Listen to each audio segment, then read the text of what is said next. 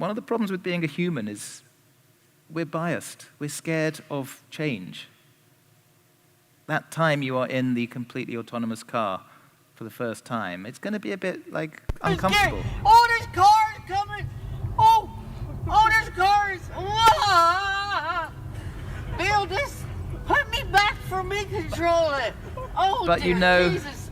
in a I couple could of weeks, never- it's just going to be another way for her to go and play bridge with her friends.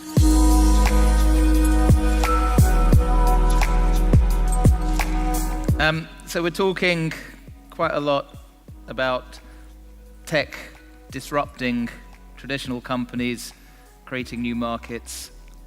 I know what it feels like from the other side. I've been disrupted. I wrote a book. Penguin asked me to go and record the audiobook version, so I spent 3 days in a windowless studio in West London getting a sore throat, but I did it, and then I realized there was an AI startup that could have done it in 10 minutes. Imagine turning your book into an audiobook in just 10 minutes. Now you can using audiobook.ai for 10 times less than paying a voice talent. All you have to do is upload your book to audiobook.ai, select a voice from over 30 natural-sounding voices, and of course, and in this is not 10 a minutes human, you can this is a download your synthetic audiobook. voice. And the voices So sound just we're at like that me. moment Because where guess what? I'm a tech is synthetic moving voice on so fast, audiobook.ai. it Try can make now us feel for free. like it's out of control. This morning, this video going viral, showing a self-driving car being pulled over by police in San Francisco. This is crazy. The car was pulled over because it was driving at night without headlights on. An officer gets out of his car to speak to the driver, only to discover Ain't nobody in it. and then the car speeds away from the officers, passing through an intersection. Because the AI knows it's safer the other side of the red light. So Before pulling over just again. as I'm getting used to what I thought was the future, stuff like the metaverse was nonsense. Zuckerberg had bet on the wrong horse. I'm having to constantly revise my thinking because improvements in tech get better and better. A couple of weeks ago, we learned that the metaverse actually could be quite useful. Zuck gave an interview to Lex Friedman, a podcaster, in the metaverse. But now, wearing the headphones, even if you're hundreds of miles away, creates the sense that you're actually present. I'm already forgetting that you're not real. Like this really, so it's, Well, I am it's novel. This is just an avatar version of me. But, That's a deep philosophical question, yes. So it makes but it here's kind of something- so I dangerous put to this on dismiss a this morning, technology and I was like, all right, when it keeps like, improving it's on like, that okay, so this, my hair is a exponential little shorter in curve. this than my physical And hair is right now. I probably all need our to get a haircut. assumptions about how and we like- interact with and the I actually network, did happen to shave forget this the morning, mouse, but if forget I the hadn't, touch screen. I could still have this Last photorealistic week, avatar that is A very that is more well-funded cleanly group of shaven, former right, even Apple if I'm, people thought a it few might be days the in. smart AI pin. This is a company called Humane that is experimenting. It might not make it, but there's a lot of creative experimentation. Does projecting onto your hand maybe create the next generation of interfaces? But there's only one theme that everybody's talking about at the moment. This has been a crazy year for one technology. I'm not going to give too much away, but the Google boss, Sundar Pichai, gave a very long presentation to the Google Developers Conference in May. I'm not going to make you sit through the whole hour. Here's 14 seconds. See if you can work out his subtle message. AI, generative AI, generative AI, generative AI, AI as AI, AI. It uses AI to bring AI. Did you spot it? So I'm really quite old, and I remember 1994 when I was an editor at The Guardian, and I went into a cyber cafe, because that was the only place you could get online in central London. And I played with this, which was the first proper web browser. It's called Mosaic, and the next year it became Netscape. And it was terrible. It was super slow. You had to wait for it to dial up. It was just text. There were no images. This was the internet. This was Yahoo's homepage then. It was hand-edited, and there were hardly any websites there. But I had a sense then that yeah, we'll solve the bandwidth, we'll allow images, at some stage we'll even have moving images. What's this going to do? It's going to mean, as a journalist, I can get any information from anywhere in the world. If I'm wanting to buy something, I could transact. What about entertainment? And I kind of knew, for me, that was the Netscape moment, that we were just at the very start. And it wasn't going to happen overnight. But it was, over time, going to create massive opportunities for disrupting all sorts of industries. And then I got the good fortune to set up, run a magazine that tries to understand the future from the people building it, not just tech and science, design, architecture, culture. And I was trying all the time to work out what was next. And there was one hack I realized, which comes down to this picture from 1956 of 5 megs of storage being uploaded to the cloud,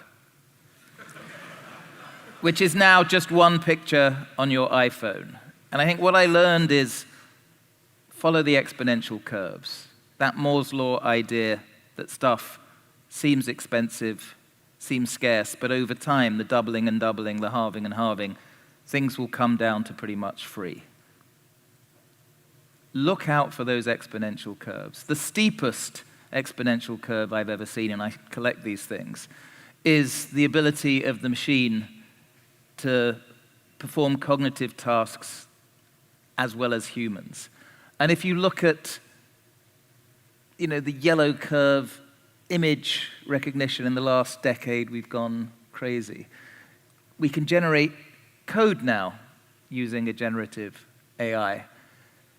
So it started slowly, recognizing handwriting, but every area where the machine can think, we're heading upwards on that inflection.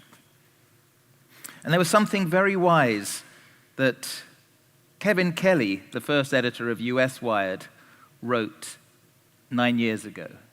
So he'd been there at the beginning of the internet, the World Wide Web, the ability to register domains. Initially, it didn't cost any money. In 1994, he and a couple of colleagues at Wired registered a few domains that were just available, mcdonalds.com. And they called McDonald's and said, hey, we've got this website, we'll give it to you. And McDonald's said, well, why would we want it? No thanks. They couldn't see ahead. They couldn't imagine a scenario where business might depend on digital ordering, digital marketing, digital customer discovery. And 9 years ago, he wrote a little essay called You Are Not Too Late. It was 2014, and his premise was, we think everything significant on the internet has already been invented. Transaction, entertainment, commerce. But he said, actually, we're going to look back in 2044 and realize there were some extraordinary opportunities, some extraordinary trillion-dollar companies built after 2014, because we were just starting to put sensors out into the wild. We were just starting to calculate data at scale. And if you think about where we are today, we're just at the beginning. We haven't put intelligence into almost everything, but the tools are there, and the access point is coming down to a zero price point. And if you think about every exponential technology, from quantum computing to the potential for new sources of energy like nuclear fusion, to the way we're able to create new materials at scale, we're just at the beginning. So I'm going to dedicate this to Kevin and to remind us all, you are not too late. Because I think the last decade has been connecting everything to the net. But now it's putting intelligence into everything. And we haven't really started thinking about what that means. But when performance keeps doubling and doubling, and price keeps halving and halving, it really is limited only by our creative entrepreneurial imagination how we can go and disrupt. So think about what's happening in robotics. It's no longer just the car factory. It's now consumer robotics in all sorts of settings. This is how your hotel will soon be cleaned. A tech invented for one purpose becomes a commodity, is used for all sorts of other things. The robot dog wasn't invented to enforce lockdown in Shanghai during the pandemic, but it's out there. Anybody can use it. Drones are not simply war weapons, the ability to take better photos. This is a company called Tevel that's using drones with computer vision that recognizes which apples are ripe, and then it can pick them. You know, it's already happening on the roads. This is in China. The tech is everywhere, but regulatory regimes create different opportunities for entrepreneurs. And this is where it's going next. You know, we are about to get the flying car. There's a company called Volocopter that's got a contract to take people in vertical takeoff electric jets in the Paris Olympics next year. So things go mainstream. But what everybody's been talking about clearly over the last few months is this doubling and doubling of generative AI and what it's able to do.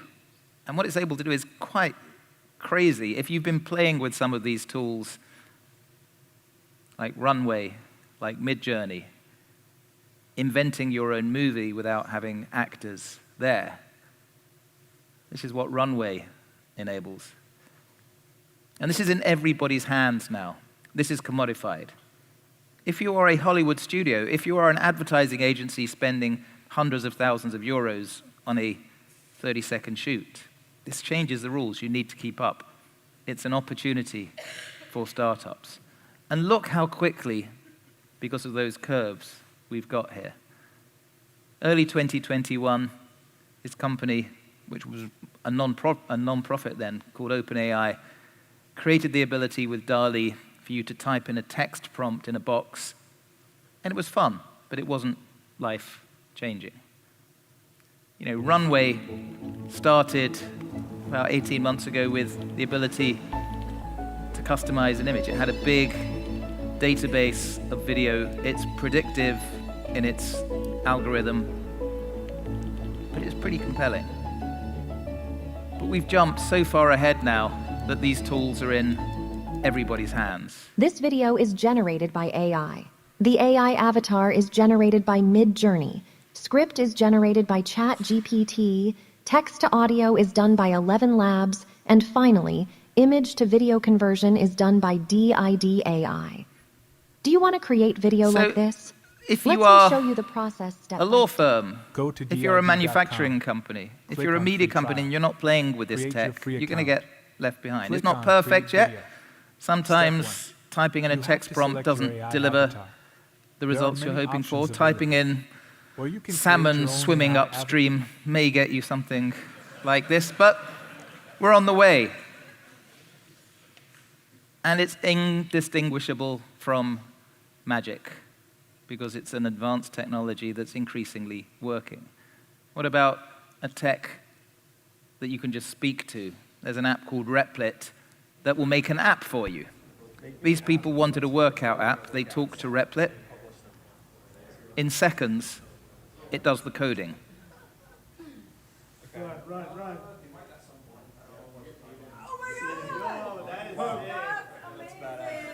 And already this year, we've had a bunch of products hit the market that generate, edit TikToks, music, code. So we worry quite a lot about what it means for us. 300 million full-time jobs around the world could be affected by artificial intelligence. In a report Sunday, their economists predicted 18% of work globally could be computerized. Although at the same time, Goldman Sachs is getting rid of its coders because it's using AI. We've been a bit scared about AI taking our jobs. It seems the only job that's gone so far is the guy running the AI, but maybe he'll get it back, who knows. So there are social political, economic consequences of all this. We do need to think about those that will get left behind. You know, what's the role of the regulator? What's the role of the state? How do we stop income disparity growing? But it's not going to slow down. And it's not just going to be about AI. It's going to be about what happens when AI is enhanced by quantum computing. What happens when there's a few companies controlling access to all this data processing? What happens when we access the network in all sorts of new ways? So the neural interface is already here, the brain-computer interface. One of Elon's projects, called Neuralink, this monkey has a brain implant that's reading electrical signals in the brain. The monkey is playing Pong, but not using hands. This tech is out there. It's got other uses at the same time. This gentleman in a University of San Francisco study can't speak, can't move his arms, but it reads the words he's trying to say. I met this gentleman, Nathan Copeland. He had a car accident and became paralyzed. There's an American company called BlackRock Neuro that's put an implant that reads his thoughts so he can play games. He can do art on the screen. So this is a crazy sci-fi idea that's just becoming an everyday technology over the next X years. And I'm not saying we'll all be wearing brain implants, but it would be foolish to assume that the way we will access entertainment is by touching a little glass screen. Maybe we'll be wearing some kind of device because we're getting better at reading those signals. So if you're a startup, if you're supporting startups, if you're an incumbent trying to stay alive, you've got to look for the next curves. And they're everywhere. This is a logarithmic scale, the falling cost of sequencing DNA, the green falling much more steeply than the straight line of Moore's law. What was $100 million at the beginning of the century to sequence a person is now $10, $20. It changes healthcare fundamentally. You can sequence the tumor as well as the patient. Another logarithmic scale, the falling cost of solar energy. At the beginning, you needed heavy government subsidies. Now, the market takes over. Linked to that is one of our biggest economic opportunities, I think, of our lifetime. The transition to low carbon. This is the amount of money going in to climate tech. You know, a nice exponential curve. It forces every organization in every sector to transform. So every time you see an exponential curve, it's not about here, it's about being prepared for here. This, in the orange, is the total value of cryptocurrencies in circulation. The blue line is the total value of US dollars in circulation. In 2021, crypto overtook dollars. If you're a central bank, if you're a government, if you're an investor, you can ignore it for a while, but it's dangerous to ignore it here because that doubling and doubling at some stage heads towards vertical. It's like that Hemingway line in The Sun Also Rises. Two guys in a bar. One says he's just gone bankrupt. The other says, "How did you go bankrupt?" He says, 2 ways, gradually, then suddenly. That's what's happening in every form of tech. So whenever you see an exponential curve, massive opportunities. This one is the total number of space launches over the last few years. Look what's happened. Reusable rockets, low-cost launches. It now doesn't cost millions to launch a satellite. It costs a few thousand. Changes the nature of internet access because you can have constellations of satellites. You can now perform experiments, scientific experiments in space in zero gravity at low cost. It's going to change all sorts of material science, drug discovery. Although you do want to be on a SpaceX offsite when they're using their reusable rockets. If your team offsite doesn't have cheering like this, you've got to work harder. So, everywhere we look, there are tech opportunities. This is a McKinsey slide, but it doesn't teach you anything you don't know. The biology revolution, the nanomaterials revolution. Software, security software, programming. And yet we're humans. The AI hasn't fundamentally changed some of the difficult aspects of being human, which is we're uncomfortable with rapid change. We're also in organizations, typically, which are rewarding continuity. If you made money a certain way the last quarter, the quarter before that, it's really hard to say, screw that, we're going to do something radically different. We're going to disrupt ourselves. It's easy to keep on doing the old way for a bit, but eventually gravity will catch up,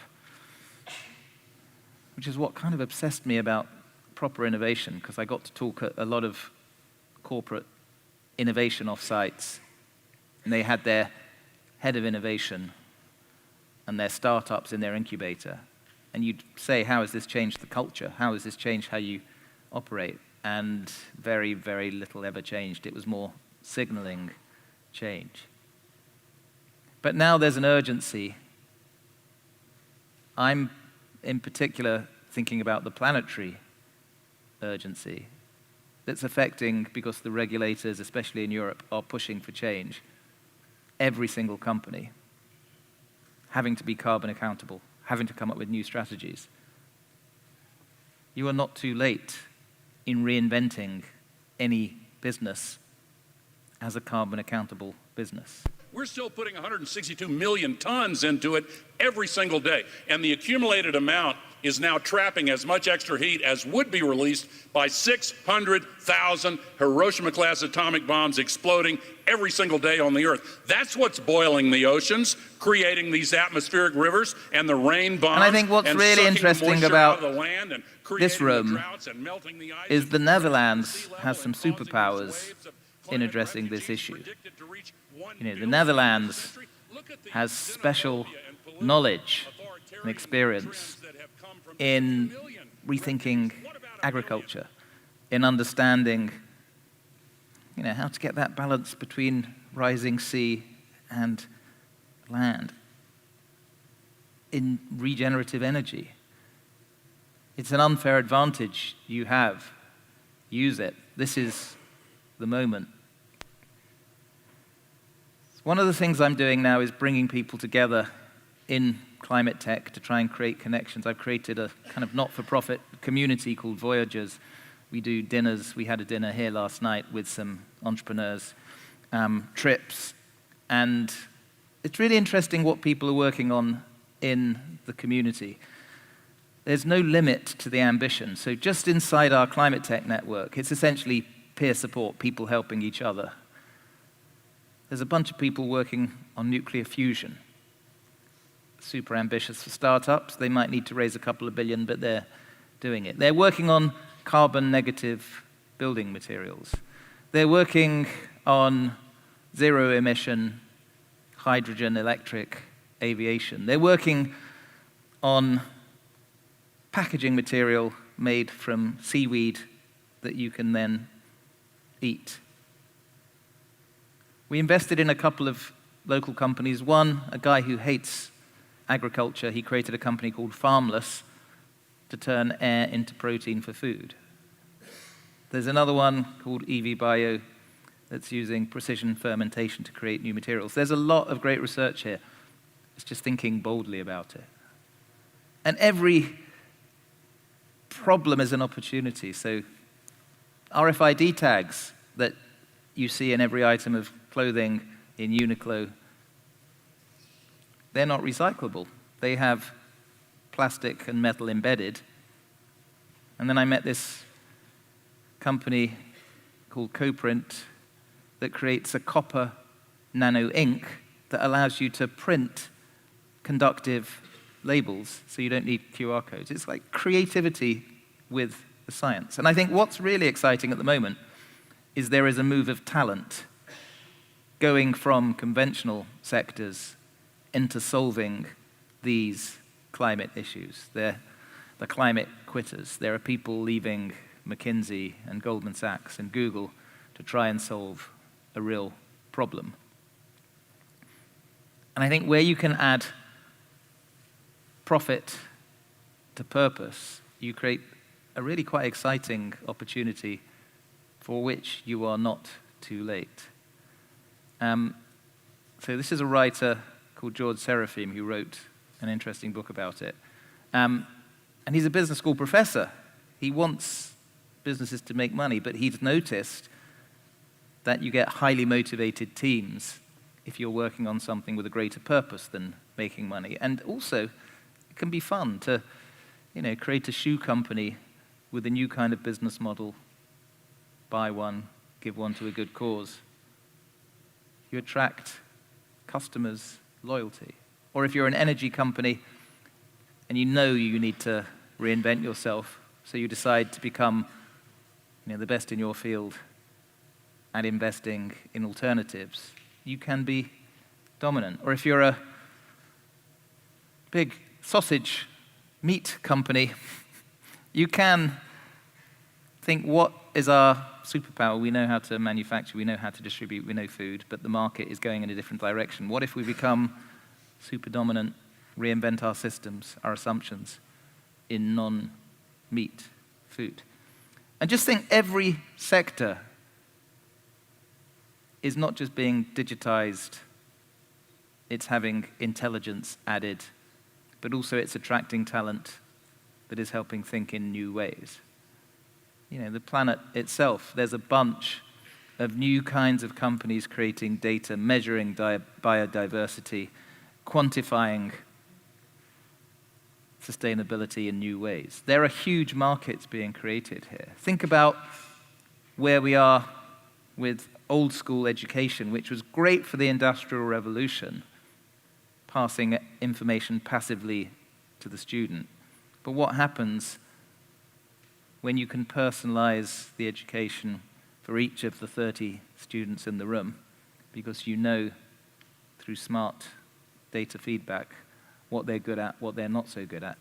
There's all sorts of companies in India, in China, that are doing this in a personalized way. What's happening in healthcare? We're still at the very beginning. We're not tracking very much of our data. Some of you may be wearing an Oura ring or a continuous glucose monitor to monitor your body's effect of various foods, but this is just the beginning. We've now got lots of low-cost, regulated products, the Butterfly ultrasound reader that you can plug into your phone, clinical-grade ultrasound, so good that the chief medical officer was playing with it and discovered something he didn't want to discover. Rather personal story, but the Butterfly ultrasound device that we use today, I diagnosed my own tumor with it. I felt something funny in my neck, connected the probe to my phone, did an ultrasound, and there it was. So we're just at the beginning. What's happening in connecting us to what we want? Once the light turns green, I will turn around. So the world is going autonomous. The roads already have these trucks that are safer than humans. The humans are the ones in the way because they say, we're not convinced that these are fit to be regulated yet, but they're there. One thing I learned whilst writing my book, which took me to about 20 countries, looking, because I didn't want to be cynical, looking for positive instances of existing incumbent organizations actually transforming themselves, creating future-facing business models using tech, which essentially is what innovation is. There are some hacks. There are some hacks which will work not just for the big incumbents, but for the small teams building. And I'll share a few things because nobody reads books. I am happy to accept that. So in about 4 minutes, I'm going to tell you everything you would have learned whilst reading the book.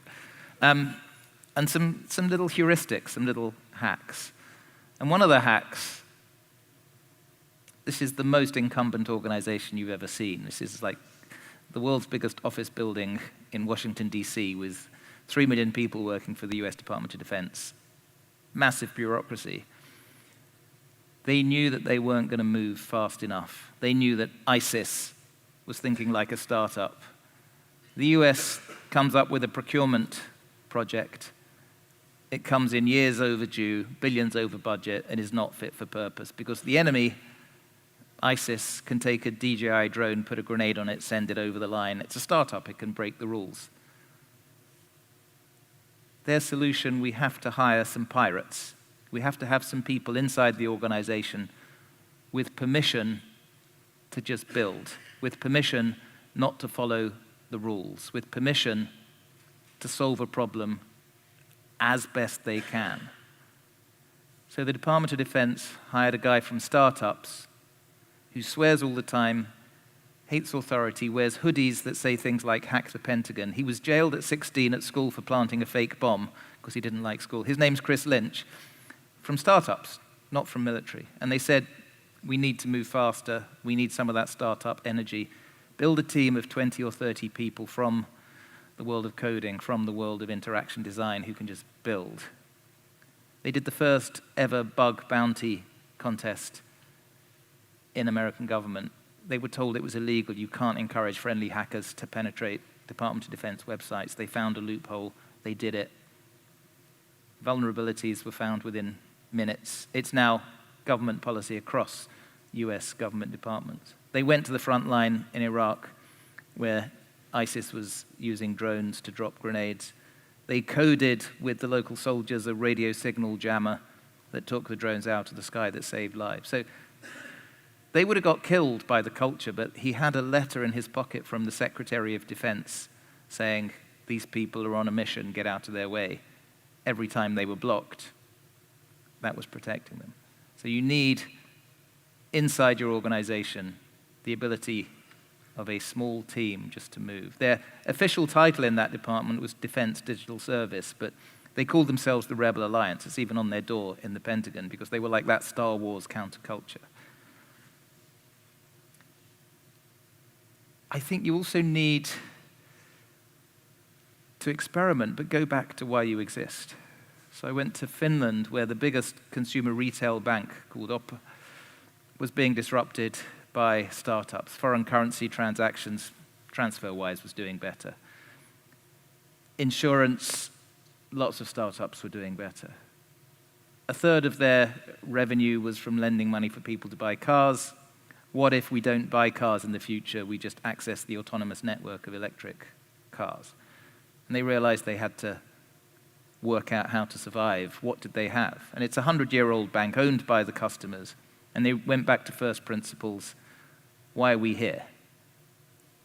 What's our unfair advantage? We are here to help the people of Finland get through difficult life transitions, buy their first tractor for the farm 100 years ago, buy their first mortgage.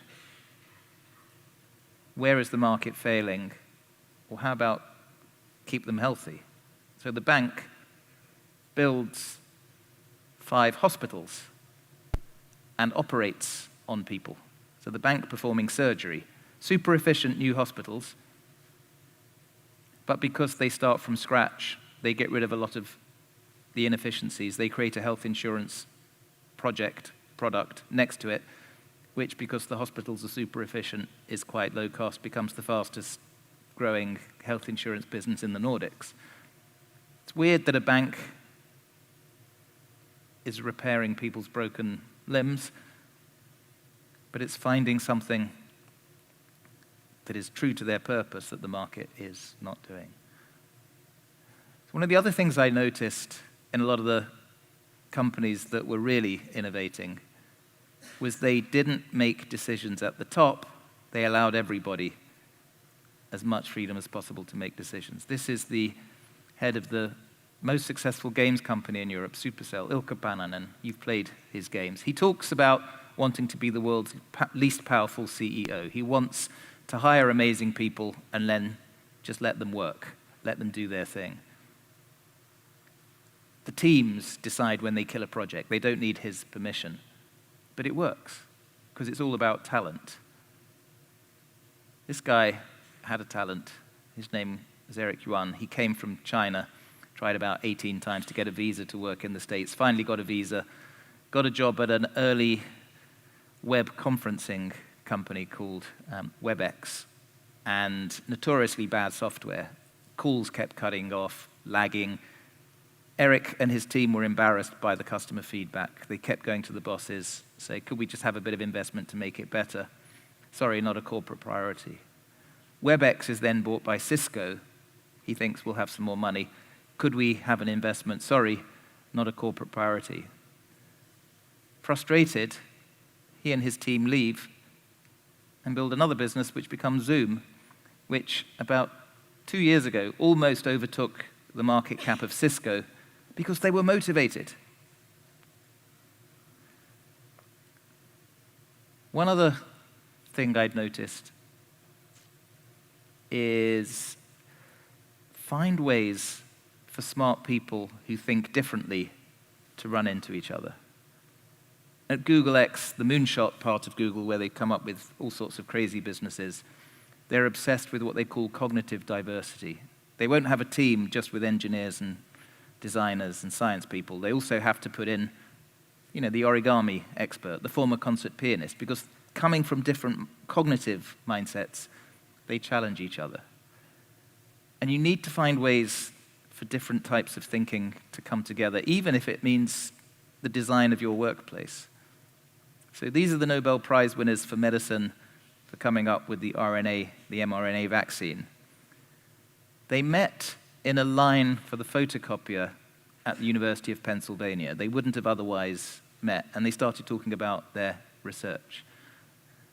So can you find ways to bring different types of people together for random, spontaneous, serendipitous conversation? This is the biggest biomedical research center in Europe, in London, next to St. Pancras, called the Crick Institute, trying to solve cancer and genomic illness. They've designed it with no walls on the inside, because it's not going to be the lone scientist shouting eureka in a lab. It's going to be the bioinformatics expert having a conversation with the data scientist, bringing in the genomics expert. That's how you're going to solve cancer.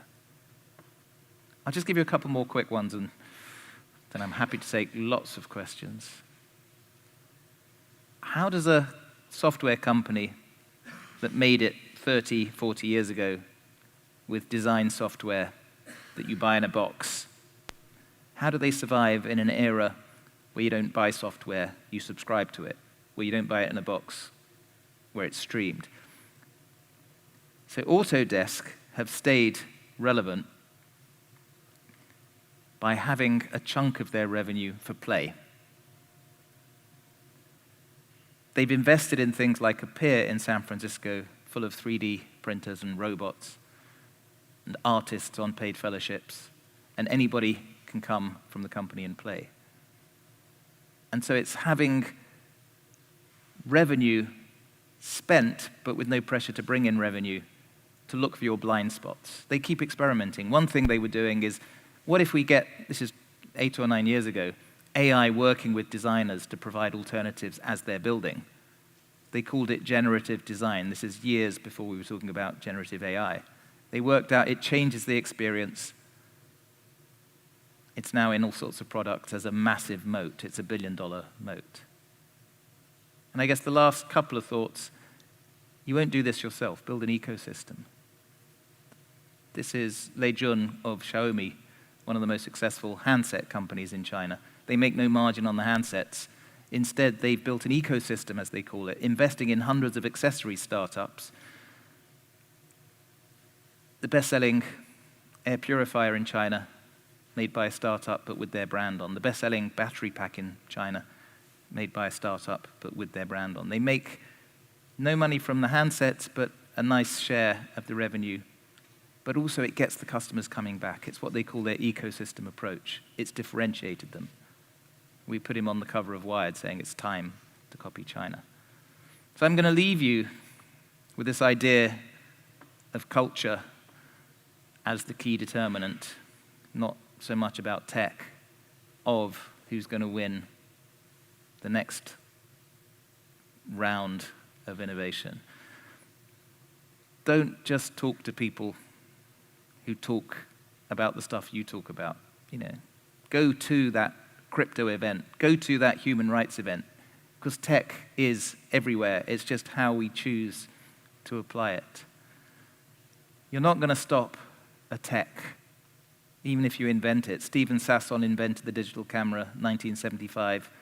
Unfortunately, his employer, called Kodak, tried to suppress it because it wasn't convenient to their business model. It doesn't work like that, and we all know what happens if you get too comfortable.